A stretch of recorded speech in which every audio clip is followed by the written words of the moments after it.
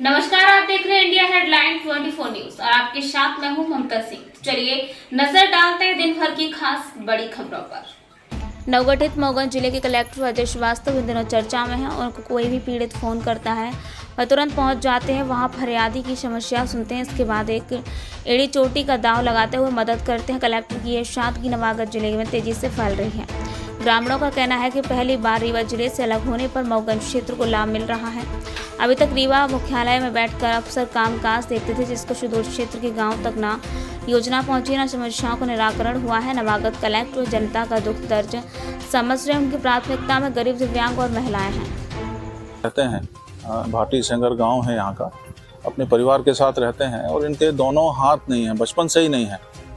मैंने डॉक्टर से पूछा था, कल ही फ़ोन करके पूछा था क्या हम इनको हाथ लगवा सकते हैं, आर्टिफिशियल लिम्स लगवा सकते हैं। तो उन्होंने कहा चूँकि बचपन से हाथ नहीं है इसलिए इस बात की संभावना तो लगभग शून्य है कि हाथ लग पाएँ। लगेंगे भी तो वो उपयोगी नहीं रहेंगे, उनका उपयोग नहीं कर पाएंगे। तो मैं आज इनके घर आया हूँ, इनके परिवार से मिला हूँ और ये बहुत ही प्रतिभाशाली व्यक्ति हैं। 82% इन्होंने हायर सेकेंडरी में पाए हैं और अभी BA पास कर लिया है और आगे इन्होंने अपनी इच्छा व्यक्त की थी कि मैं IAS बनना चाहता हूँ। तो उसके लिए मैंने इनसे पूछा कि चूँकि OBC कैटेगरी में आते हैं तो OBC के हॉस्टल हैं भोपाल में, जिसमें IAS की UPSC की कोचिंग भी होती है, रहने की व्यवस्था भी होती है और ये सारा कुछ व्यवस्था फ्री होती है। तो मैंने इनसे पूछा था कि हम आपको वहाँ भोपाल भेजने की व्यवस्था कर सकते हैं, तो आप बताएं आप क्या चाहते हैं। तो इन्होंने कहा कि भाई मैं वहाँ नहीं जाना चाहता हूँ, क्योंकि चूँकि इनके दोनों हाथ नहीं हैं तो सारी सेवा इनकी जो भी नृत्य किया है वो सब इनकी माताजी करवाती हैं और इनके साथ में जाने के लिए कोई भी व्यक्ति ऐसा नहीं है जो भोपाल जा पाए। तो इन्होंने भोपाल जाने में असमर्थता व्यक्त की है और इन्होंने कहा कि मुझे कोई रोज़गार मिल जाए तो मैं रोज़गार भी अपना काम करूँगा, कोई नौकरी मिल जाए। फिर इन्होंने बताया कि इन्होंने DCA भी किया हुआ है। तो जब इन्होंने ये बताया तो फिर मैंने ये सोचा है कि इनको मैं कलेक्ट्रेट में अपना आउटसोर्स में या किसी भी उसमें कंप्यूटर ऑपरेटर के रूप में इनको मैं काम दे दूंगा। तो अपना काम करते रहेंगे, कुछ घर से भी करेंगे, कुछ कलेक्ट्रेट आकर के करेंगे।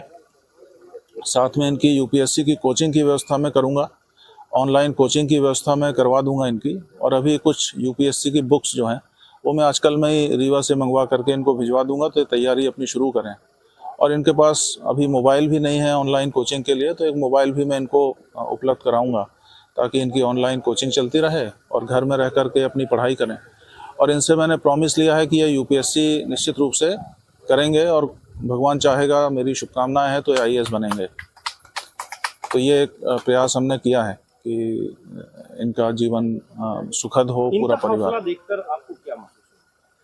इनका हौसला देख करके मुझे लगा कि हम लोग कितने पीछे हैं इनसे। मतलब इनका भगवान ने इनके साथ जो एक अन्याय किया है या जो भी है, उसके बाद भी इन्होंने इतना हौसला रखा हुआ है। ये हमने अभी देखा है कि पैर से लिखते हैं ये, और पैर से ही पानी पीते हैं, पैर से ही चम्मच से खाना खाते हैं।